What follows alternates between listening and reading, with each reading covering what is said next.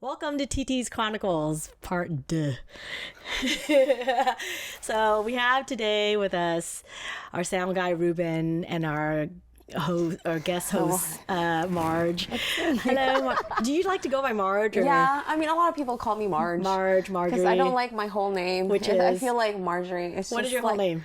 Marjorie. That's it. I don't have like a second name. Like, you know how, yeah. Most Filipinos have a second name. Right. I don't. So because culturally, when you get married, you add your spouse's name to your own. Yes. Right? Is that how it works? Yes. So ideally, it's supposed to be your name and then your mom's maiden name before she got married, and then your dad's last name. That's a lot. That's kind of like actually in I think Mexican culture as well too, where it's like hyphenated. Yeah. So that's but why we it's so don't long. hyphenate. It's just kind of like It becomes your middle name, right? It becomes your middle name. Yeah. Well, I do have a middle name, but I just What's your middle name? No, I don't want to talk.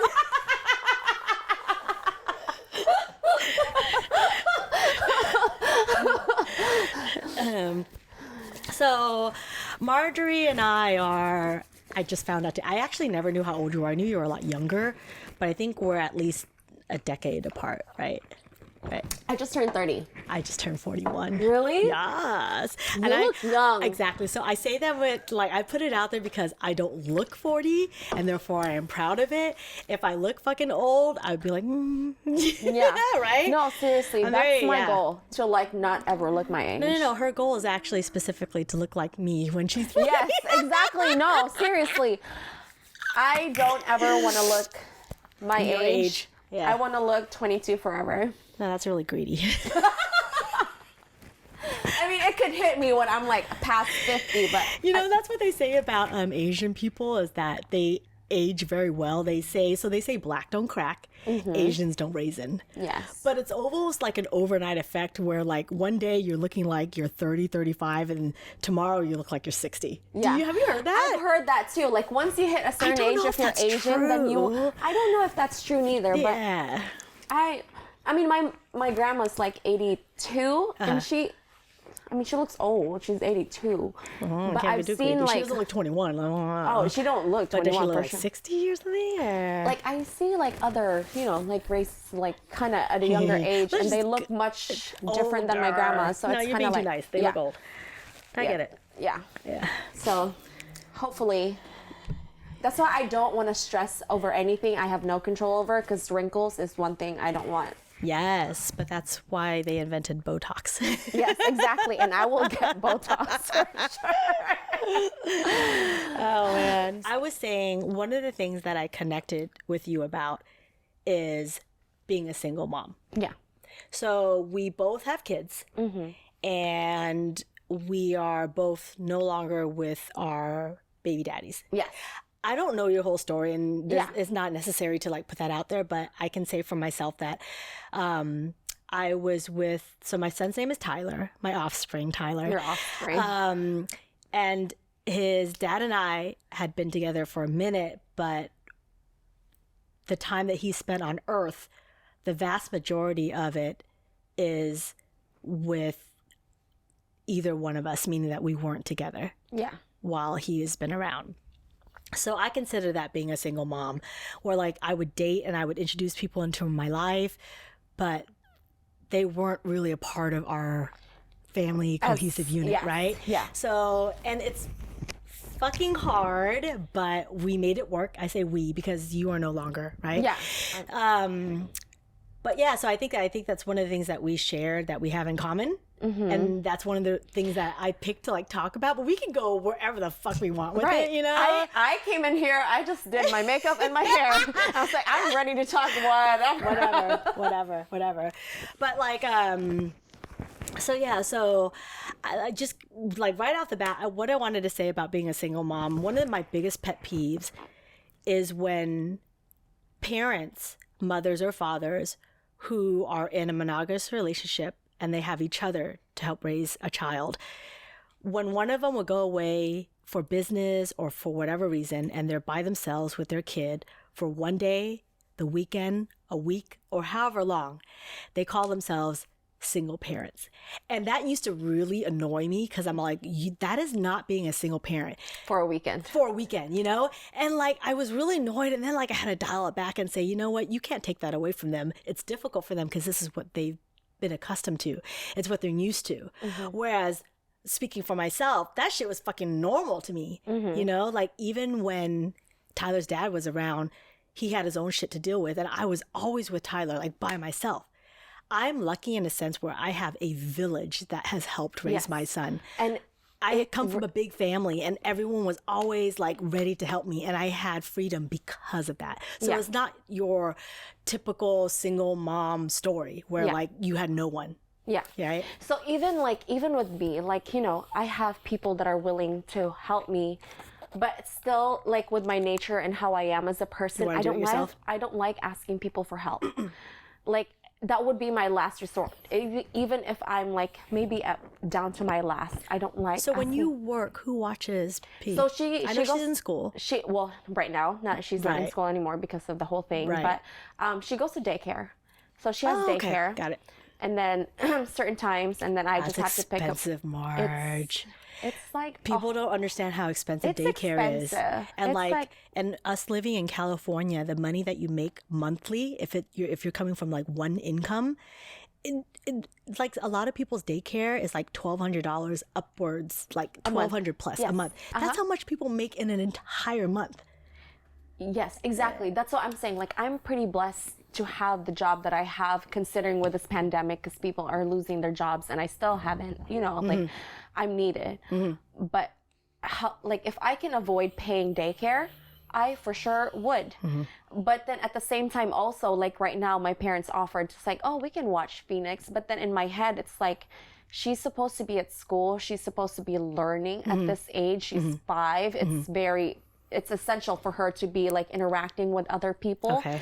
And my parents' parenting style, it's like different. When it comes to her, it's like, it's not my ideal. Like she gets whatever the fuck she wants, because basically. The grandparents. Oh my God, can we talk about that a little bit? Like I grew up in such a freaking strict upbringing, and like I see Tyler, and they're so my parents are so like, let him, like they try to give him structure, but really they roll over. Like they're so forgiving about a lot of things that we got slapped upside the head for. You know what I mean?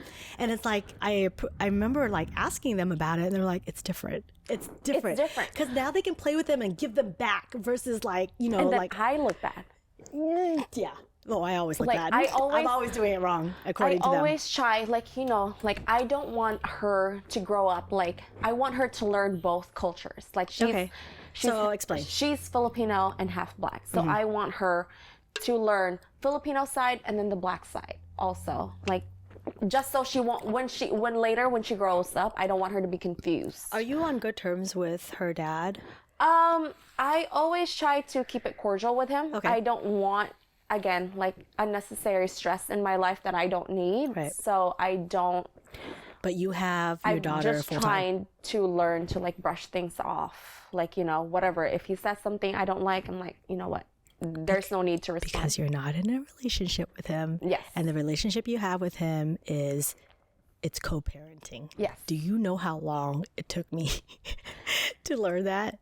I feel like, you know, I always try to keep, but we always don't see eye to eye, of course. Because sometimes he says something and I'm just agree. Like, I brush it off. I don't respond. But that's why you're not together. Yeah, exactly. I don't respond. It's like, why didn't you respond to that? It's like, you know what? I didn't feel like responding at the time. I have to process. But you should actually. So what I've learned in my current relationship is, instead of pausing and taking a breather and coming back to it when I'm ready, he says, at the very least, let me know, acknowledge my reply, acknowledge that you heard me, and let me know that you're not ready to talk about it now. Yeah. So. Yes. Yeah, I'm trying. Yes. We're all trying. But, so yeah, that's my relationship with him. Of course, we don't meet eye to eye. We never. Does he take care of Phoenix at all? Or? Yes, he does have her. That's why sometimes I feel kind of weird saying I'm a single parent, although I do have her majority of the time. He does help out to the best of his ability, like on weekends, like his mom watches her also. And it's like, you know, but it's hard because when she's with me during school times, it's like it's a strict schedule. Like we wake up a certain time, we have to get her breakfast, and then get her ready for school. So she has structure. Yes. She has structure, which is, let me just mention, is important for not just children, but for adults as well. Definitely. I've always been a really free spirit, and I used to think that I could do whatever I want, whenever I want it. And like with my profession being, in a business where like I can create my own time and my own structure, and having too much freedom is a real thing. They don't say too much for no reason. Too much means there's an excess. You need structure as a human being. Yes. You need structure. And I'm still learning. We're all still learning. Yes. Hello, we're all still learning. But usually, so on school time, she's sleeping by 8:30. Mm-hmm. So, which is good for me because at that time, like I can, if I need to do other things. And you're still going to work, by the way. Yes, and I'm still going to work. So that's her schedule. We wake up, I get her ready for school. She goes to school, and then she gets picked up by daycare, and then I pick her up, or my brother picks her up, and then homework, dinner, bath time, read. So you try to keep it as normal as possible. Keep it as normal as possible, but that's my schedule. Right. So on the weekends, when she goes to her dad, she has, freedom. Like she doesn't have school, and sometimes it makes me feel some type of way. Like it's like here with me, it's like this. And at the age that she's in right now, sometimes she even mentions to me. So she's like, 5, right? Yeah. Mm-hmm. And she's very intuitive.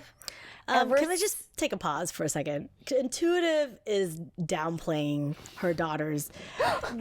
Look, we say her real name, right? Phoenix. Phoenix, yes. So Phoenix is 5 years old, and she is not just intuitive. She really is extremely sassy and smart beyond her years. Like she's fucking smart, dude. She's really smart. And I don't like, even about my own child or like people in my family, I don't like to praise them and like say, oh, she's so smart, she's so pretty. Like, no, she's fucking smart, dude.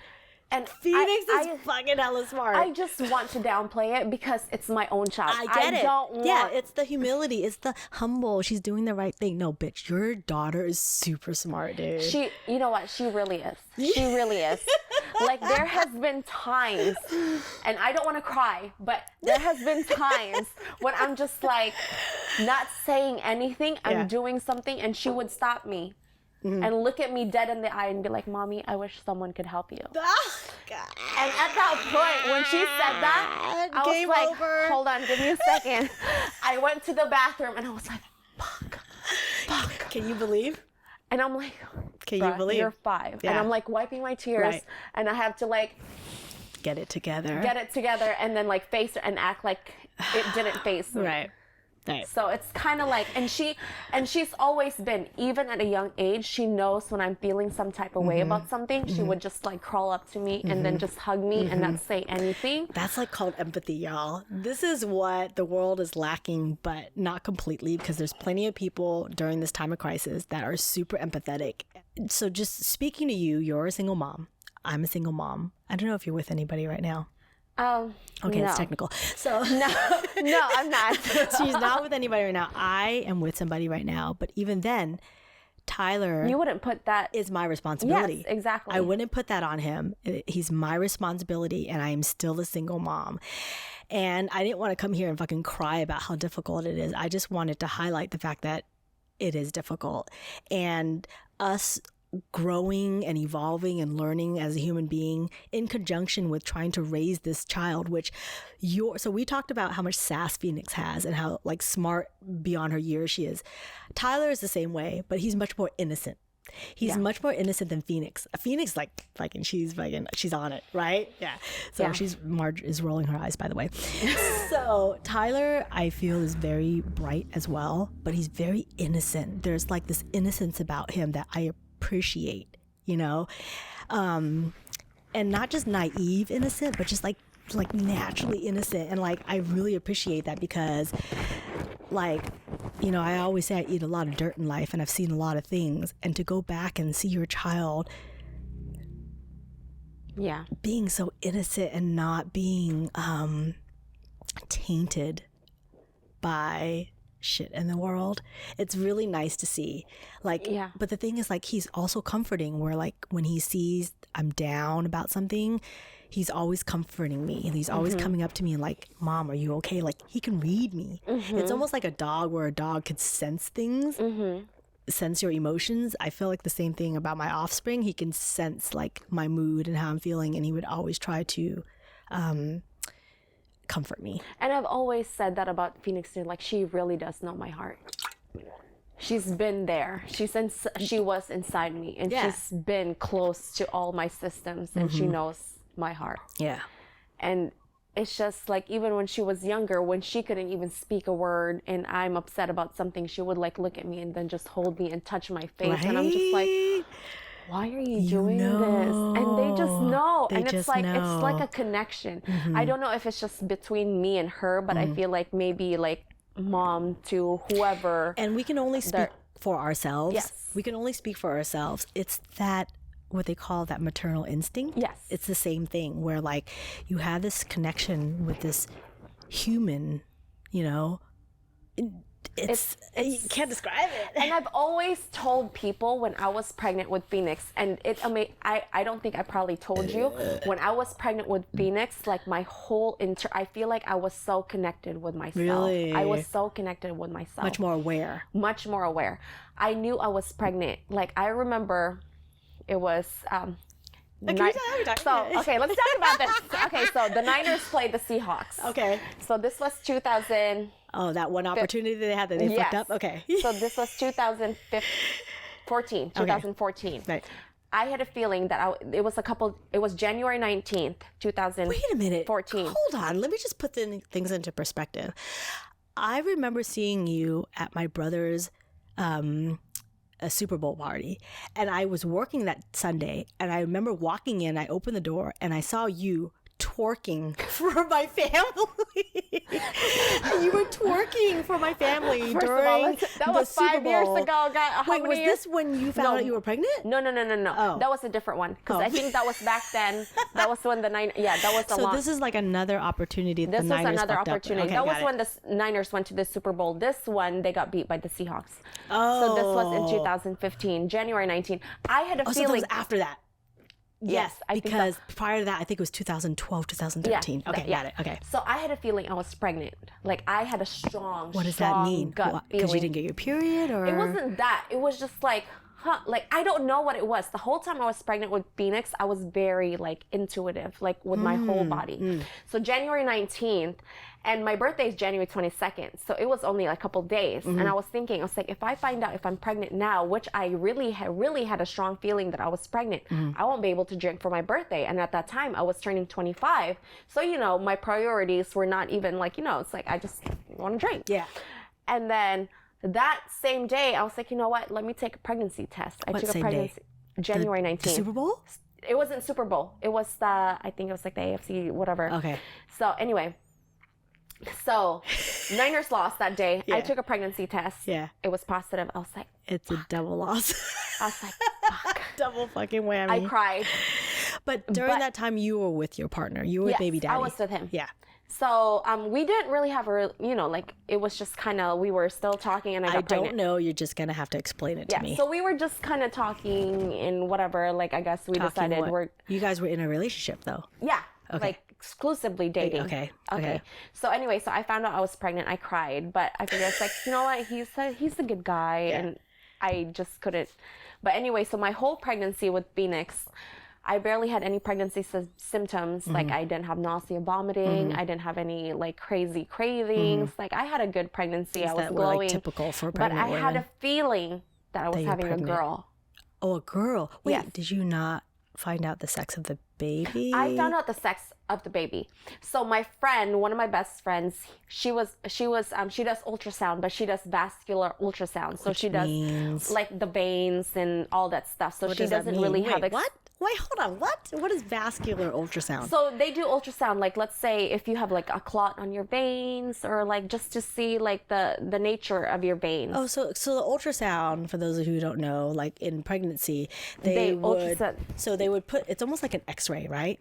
Would you say? for your stomach? It's an imaging type of lab, or like, imaging. So just to. So then your friend does. She does vascular ultrasound, which pretty much she like looks for at your veins? like your veins, your arteries, and all that stuff. What? Like For what? So Why? like if you have like heart failure, if you have any heart disease, like if your veins are healthy, like why is your. I've never heard of this. Yes, so like why is your like your lower extremities purple? Maybe you don't have circulation there, and then they'll do ultrasound to do. I did not know or that. sometimes like let's say if you have like like heat coming from one leg, it could be like a pulmonary embolism, like a PE, and then they do ultrasound to make sure there's a clot there, and then they do. So your friend who does vascular ultrasound, she did has an no ultrasound for your stomach? Yes. So she has no background to do like pregnancy ultrasound, because that's what she's been doing. You vascular. legitimately did not know that you were pregnant. No, I knew I was pregnant, but at that time she was working for a mobile company, and she was able to take her equipment home. Okay. So I invited her over, and she did her ultrasound on me. And at that time, I was going to nursing school, and she was, vascular ultrasound, which has no correlation to pregnancy. Nobody has any credibility here, but guys. of course, like when you're going to school, you get a touch base of everything. Yeah. Depending on what you decide to do later on in life, that's the experience jack of all you get trades, more. essentially. So she did my ultrasound. There was, like we saw the baby and everything, and then this How was far like she along saw were you at this point? Do you know? a couple months. So you're still in your first trimester. Yeah, first trimester. And then I was like, let's try to find out the sex.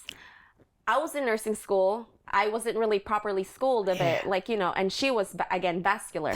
So she had a good picture of the private area. So we had to Google it. And it was so. If you look at an ultrasound, tell me. if it's I a just girl, know if it's a guy, it's a pecker. That's easy, right? yeah, It's a so telltale if it's a sound. girl, it looks like a hamburger.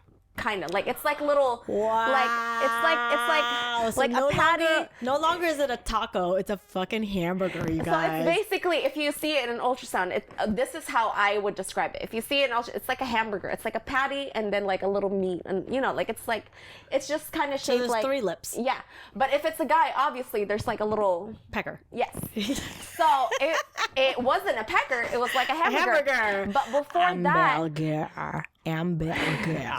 But before that, I knew I had a strong feeling I was having a girl. Why? So I already Why? I don't know. What do you mean? Whoa. I just felt it in me. I felt it in my bones. I'm having a girl. You felt a hamburger in you.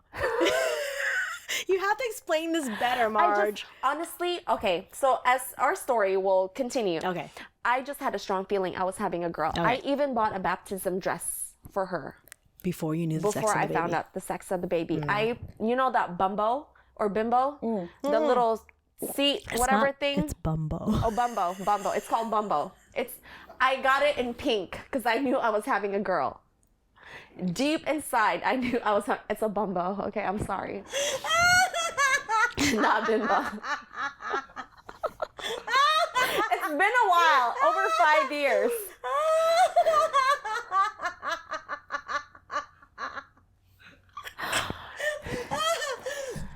There's nothing wrong with being a bimbo, by the way. It's a bumbo.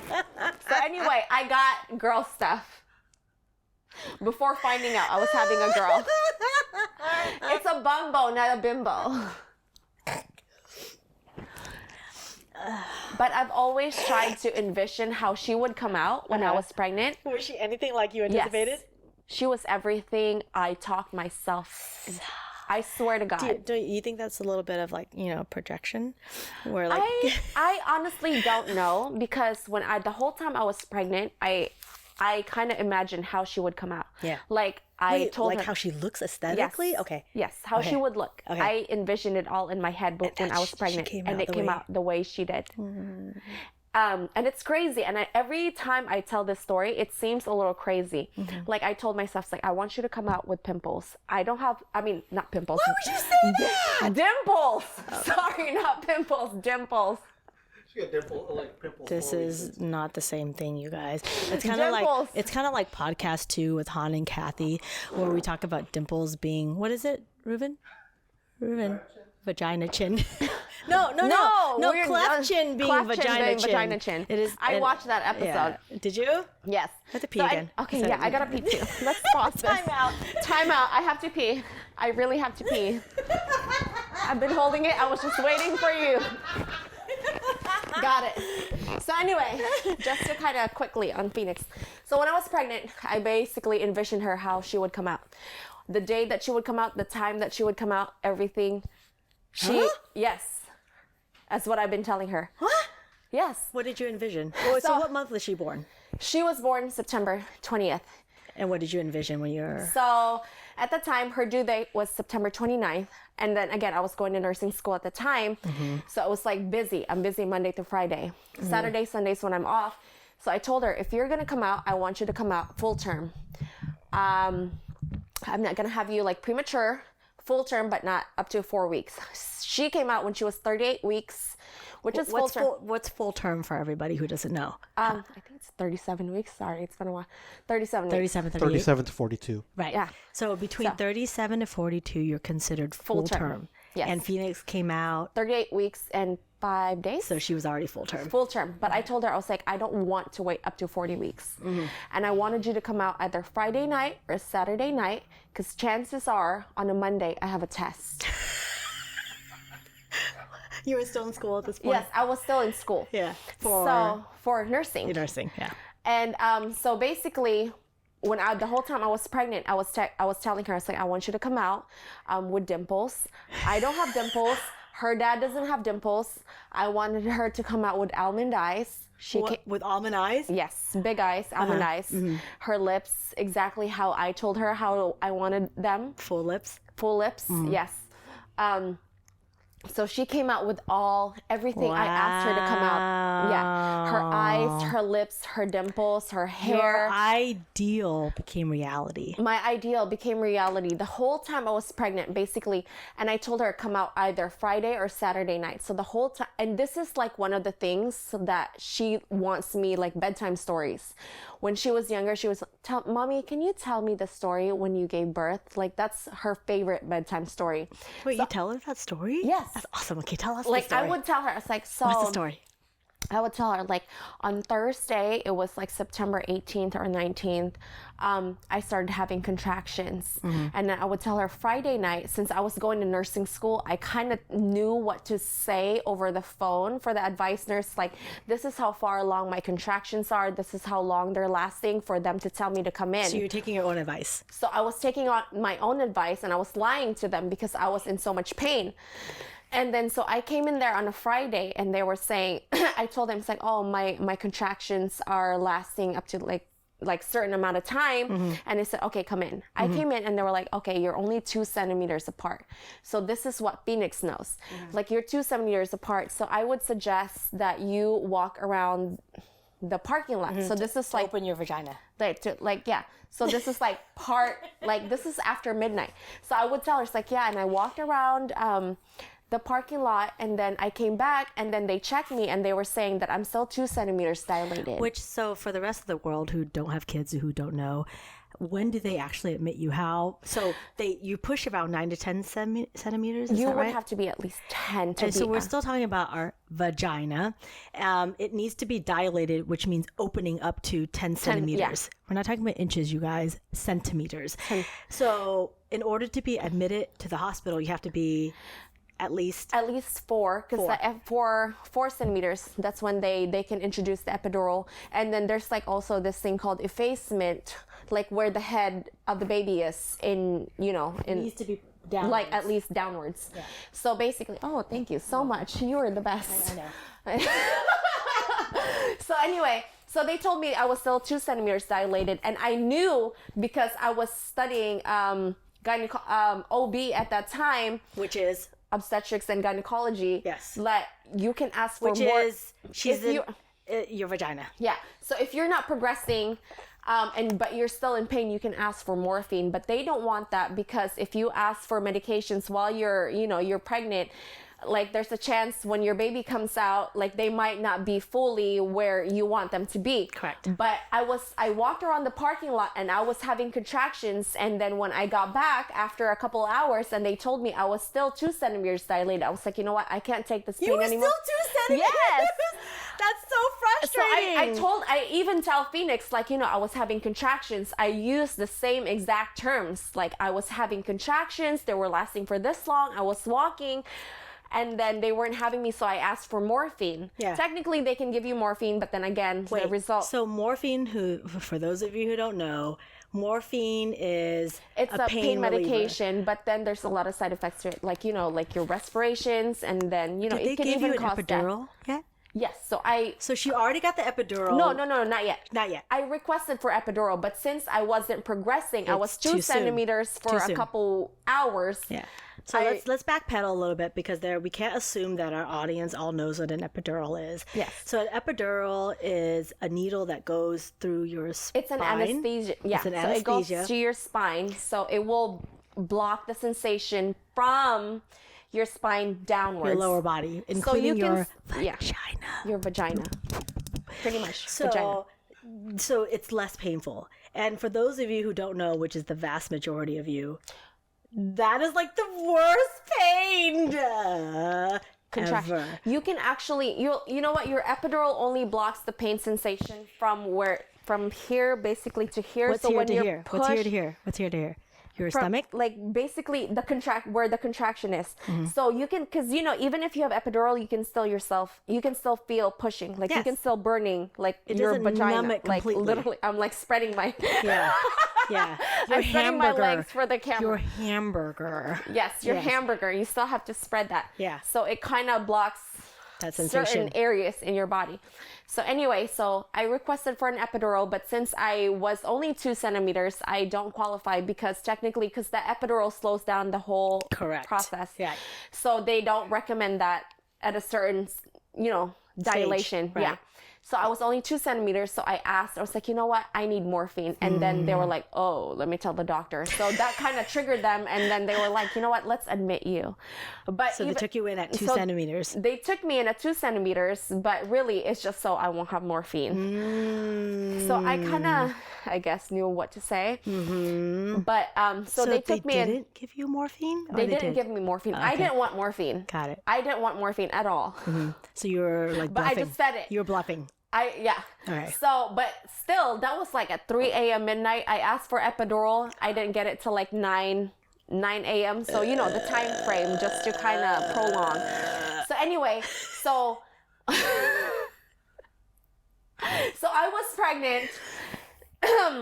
The whole time I was pregnant, I was telling her to come out either Friday or Saturday night, because if you're having a normal vaginal delivery, you can be discharged at the hospital for 24 hours. If it's a C-section, they have to observe you for 72 hours. Correct. And I was planning on having a vaginal delivery, so I told her to come out Friday, Saturday, so I could be discharged Sunday, because I'm most definitely going to take a test on Monday. So just to kind of reiterate what Marge was saying, she was speaking to her uterus. I was talking to my baby. And telling her when to come out. Yes. This is her being idealistic, by the way. Continue. Yes. So basically, she came out Saturday night at 9:25 p.m. I was discharged on Sunday. I took my OB final on Monday. You took your test? I took my final Holy on Monday. shit. And every one of my classmates were like, what happened to your stomach? I was like, oh my God. I gave birth this weekend. That's fucking insane. Yes. So yeah, I passed with an A. I didn't study because I gave birth. Talk Clearly. about a dedication. What the fuck? Are you serious right now? Okay, let's backtrack for a second. Yes. You gave birth to Phoenix on what day of the week? Saturday. Saturday. And you took your test what day? Monday. Holy shit. My you final. guys. Okay. You win. Yeah. It's not a competition, but you know what? You win. These are all things like requirements I was telling her throughout my pregnancy. Yeah. I want you to come out with dimples. I want you to come out with, like, you know, the certain shape of eyes. I want you to come out with these type of nails. I want you from nails. You yes. were that particular? Yes, I was that particular. And she came out exactly how I wanted her to come out. When you close your eyes, your left eye, the inner corner, Yes. it's coming apart. So, okay, this is a disclaimer. So we've all been in quarantine, and Marjorie hasn't put on makeup for the last 3 weeks. I would like to let her know that she's doing a bad job. The glue, bro. The glue is coming apart. You look like you have 3 freaking like lash lines right now. Can you get it together 1 second, though? You know what? I used to have extensions for like 2 years, and I took them off. I took them off. So it's been 3rd week without extensions, and so far, that. This. Anyway, it shows. But no, it bothered me. Can you fix it though? Do you have glue or no? No, I don't. I don't want to make you like self-conscious, but honestly, like the moment I can't get take you seriously when I'm looking at 3 different lash lines. Honestly, the moment I walk out of here and get in my car, I'm probably pulling this off. And that's fine. Yeah. So. It's better now. You're good. Okay. Yeah. Good. Okay. Yeah. So anyway, that was my whole pregnancy with Phoenix. But besides being a single mom, it's hard. Oh my God, it's not besides. That is like supposed to be the main focus. But I think though... You don't notice it day by day. You don't. But when my friends say it that don't have kids, it's like I applaud you for doing what you do, going to work and coming home and be a parent at the same time. And it's like, this is the normal that I do and I don't notice it. And I don't really get recognition for it because it's something that I have to do. I have no choice. Just get it done. But to do it and get it done. But for somebody to acknowledge it and you kind of stop and think and it's like, right. You're right. I'm actually doing that. And majority of the time, especially these times, I feel like everyone's like all in their like transitioning part of their lives. But we're constantly transitioning though. We're constantly evolving. But you don't notice the things that you do normally because it's like so normal. Right. And when somebody mentions it to you, you kind of like stop and think. And it's like, you know what? You're right. Yeah. Like I am doing this damn thing. So back to one of my pet peeves is when people who have partners to help them in raising their kid and doing the day-to-day, calling themselves single moms or single dads, it annoys me because that was my everyday. And they have no idea what it's like to be a single mom. And then, and then I keep bringing up this disclaimer, a lot of single moms are doing it on their own, right? They don't have family that they can turn to. They don't have friends that they can depend on. I'm fortunate in that I have family and I have friends who support me and who are really willing to watch Tyler when I want to do ABCD. Yeah. Which is like a blessing, And I never had taken that for granted. I thought that was the norm because it was my norm. Like I grew up in a village and they say that it takes a village to raise a child. It really does and take I agree a village. with that. And that's one of the reasons why I don't like it when a lot of parents have a really hard time with someone else criticizing or having a comment about the way they're raising their kid. I don't like when people question me or judge me, but I do take it into account. It's so contradictory, like what I'm saying, but I don't like it when people are telling me I'm doing it wrong. I don't think I'm doing it wrong. I'm doing it my way, and it's working for me. Yeah. But I'm also appreciative of people who, sometimes when you're running your own business or you're the king or queen, no one else's opinions matter because you think that your shit is the only way to do it. Until someone contradicts that and like comes to you and sort of challenges you and tells you maybe you're doing it wrong. I don't like that, but I do take it into account because it's like it basically makes me rethink things. And my way isn't the highway. You know what I mean? It's not. I shouldn't be so like narrow-minded. I like to take into a consideration other people's opinions. I forgot my point. But anyways, I don't like it when people tell me what to do or if they're telling me I'm doing it wrong. But I do consider their opinion. And to me, I feel like we're always trying to do our best. For the most part. For the most part, we're always trying to do our best. And there's this book I read. It's like the 4 Agreements, and it's really Don Miguel Ruiz, I think. It's called the 4 Agreements. 4 Agreements. Okay. Yes. What's your takeaway from the 4 Agreements? Yes, I have it on my audiobook. But anyway, so one mention of that book is like we're always trying to do our best, but we can't always punish ourselves for comparing our best because you have someone else's. Even like your own best throughout the day. In the morning when you're just fully rested, you've had your coffee, you've had your breakfast, your best could be at your optimum, but then your best at 7 o'clock. Let's say you've had a long day, you worked 10 hours, and then you haven't had dinner. It might be your best for that time at 7 o'clock, considering the amount of stress that you had to deal with that day. That's your best at that time. So let's take it back further. It's your personal best. Your personal best at the time it has been presented to you, considering what you've been through for that day. We're always trying to do your best. Always try to do your best, depending on, you know. So I think the moral of the story is we're all human. We're all human. We're all human. We're always trying to do our best. We're always, most of us anyway. And even if you're not doing your best, like, understand that we are all human.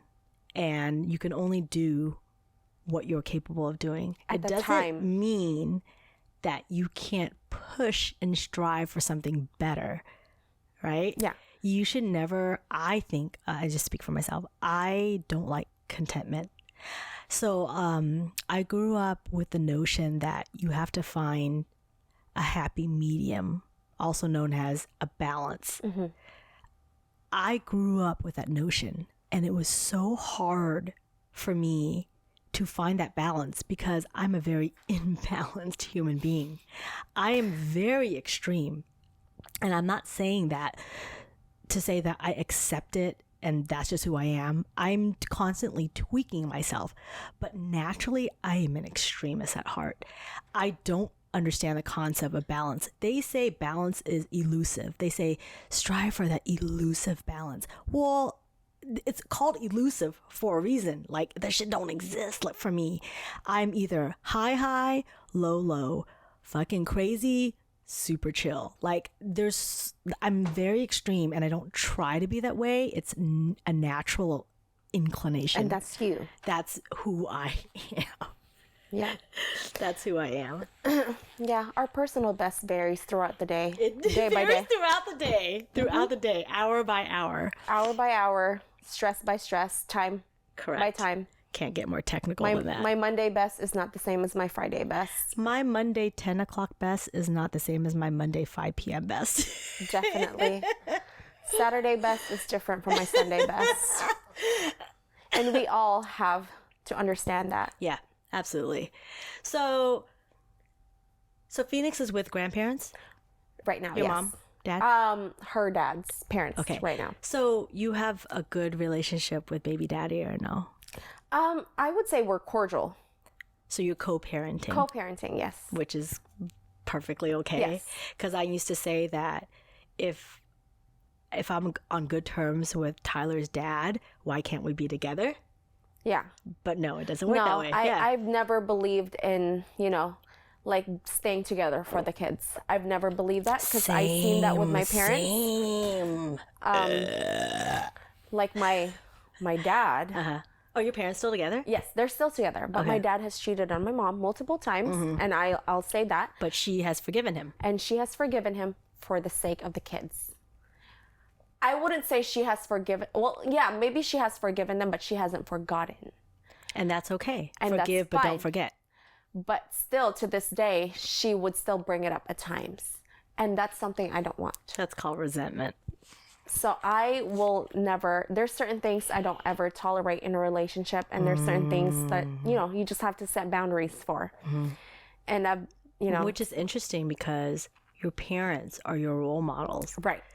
But you have deviated from their norm. Yes. To say that you do not tolerate that. You will not tolerate that. Wait, did he cheat on you? Who? Wait, why are we talking about this? No.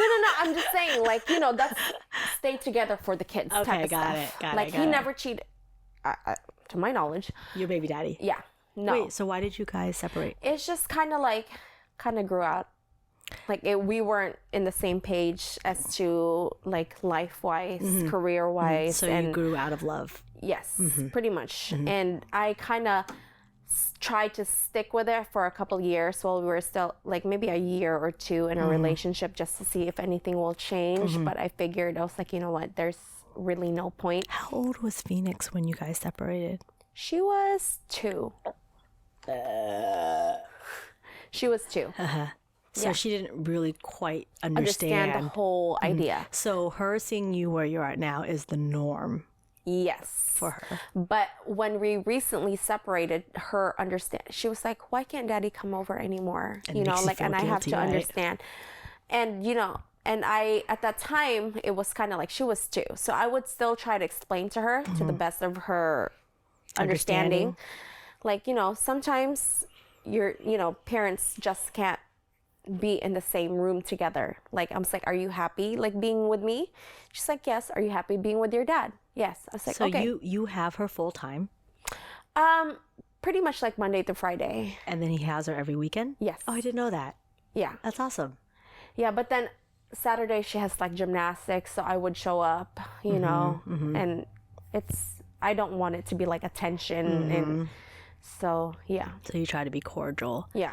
Which is the best thing to do, I think, in co-parenting, because she sees it, especially right now. absolutely, we don't give them enough credit. Where like, it's not only in your interaction and the way you act, it's the mood, the atmosphere, you know? Like, you don't think just because you're not saying it, just because you're not acting out, doesn't mean they can't feel the vibe, Yes. you know? I was just going to say that they feel the vibe. Absolutely. Yeah. Yeah, absolutely. Yeah.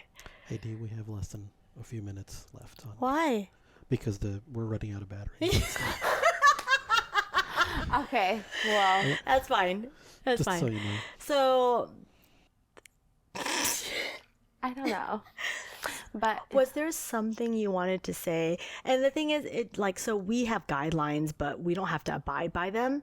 So with this podcast, I really wanted to talk about single parenting because we have that in common. But is there anything that you wanted to say about that and not COVID-19 that we haven't already expressed? it's really, again, I don't really notice it daily because I'm doing it majority of the time, but it's hard. It is hard. If I step back, like sometimes, because right now for the past 2 weeks, I was in the process of moving also. Again? Yeah. So I was moving. I lived with my coworker, and it was a family. So I decided to I kind of miss my own space, having my own space. So I decided to move again, and I found a place. So I was like, let me just do this. So you're in the process of moving again. I moved now, but the whole process of moving, going to work for a X amount of time, coming home, being a parent, and then I want her to sleep at a certain time so I can unpack my boxes. And at times I'm just kind of like, Phoenix, I need you to stay on my schedule. And I kind of have to see it from her perspective. It's like, you've been at work all day. You haven't been with me. I just want to spend time with you. And it's hard because I'm on this I'm looking at But that's the thing though, Marge. It's like you have to adapt to our social setting and the things that we're going through. You can have those things be guidelines, but you don't necessarily have to adhere to it. Exactly. You have and to sometimes adapt. you lose track of it.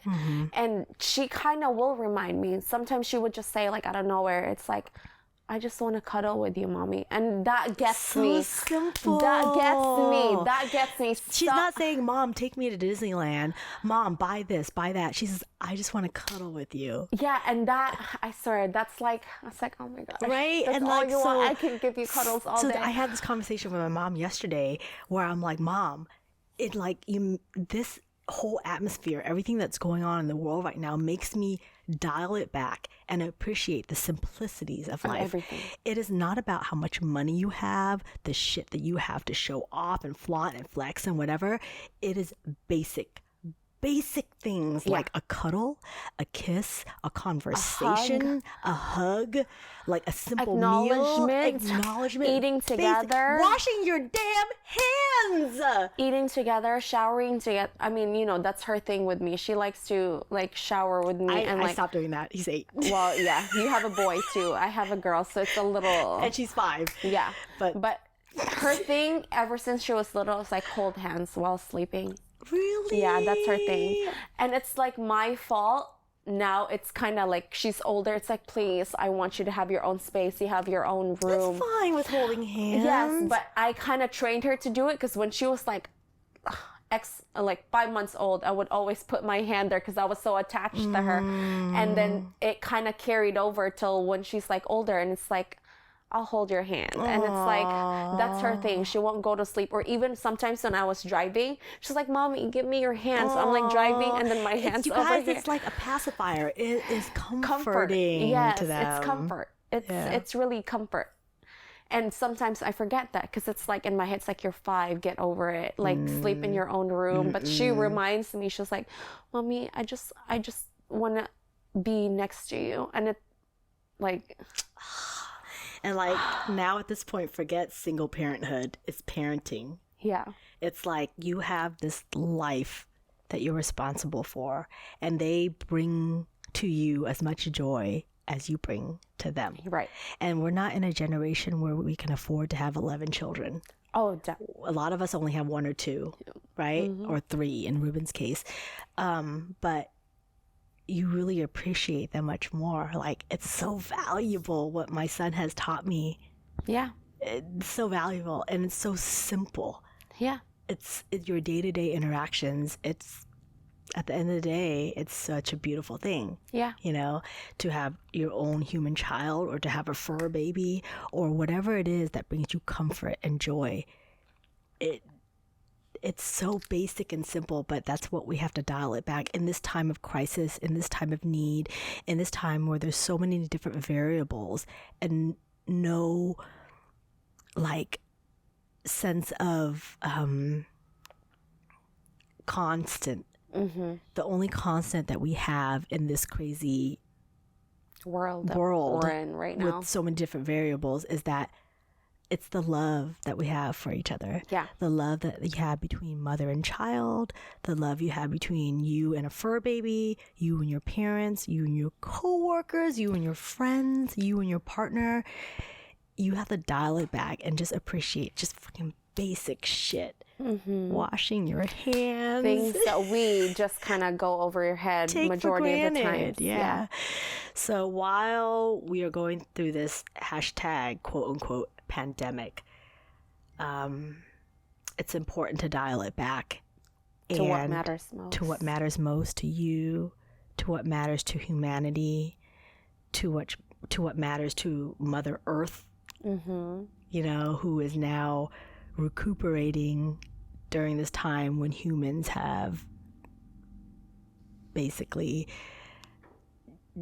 stopped polluting the air, stopped doing all these crazy things, and let her heal. So while Mother Earth is healing, we as human beings are healing because we are not taking for granted the basic things that we've had and just simplifying our lives and appreciating the simple things. Right. Yeah. And our kids. Your are eyelashes really... are on straight now. Seriously, I've been teary-eyed. Every time I talk about Phoenix, Phoenix is my weakness. That's the only person that can make me tear up. Like, that girl is my heart and soul, and she doesn't even know it. And sometimes I take it for granted, and I lash out on her for not listening to me. But And it's okay, Marj, by the way. Can we just say it's totally okay? Like, you can't act like you have to have this facade that you present to the world, the same facade that you present to your child. They need to know you can't, like, I grew up in a bubble because my parents didn't want me to be exposed to all these different things. But because of that, I was not prepared for the real world. yeah. So with Tyler, I know that I have to filter myself in a lot of cases, but for the most part, I don't filter myself because he needs to know that this is the shit that's like happening in the world that he lives in. And it doesn't necessarily mean that he has to experience all of those negative things, but at the same time, He just needs to be aware. he needs to be aware and he needs to develop the coping mechanisms that it takes to be a strong human being and to fight against this shit that's happening in the world. Like, shit happens. It ain't pretty. It ain't rainbows and butterflies. Let's not paint that pretty picture for our children. But also, we do want to protect them at the same time, right? Right. Yeah, it's just... It's not easy, you guys. While we're developing and evolving as human beings, we have someone else that is looking up to us and that we are their guiding light. We went on much longer than anticipated, and we decided to cut this into 2 segments. The first part talking about COVID-19, which is extremely relevant, and the second part talking about being a single mom. Single mom. which we kind of touched bases on. Kind of. So my takeaway is I thought that we were in a category of our own, which we are. But what it boils down to is parenthood in general. Mm-hmm. And it's hard. And washing your damn hands. Yeah.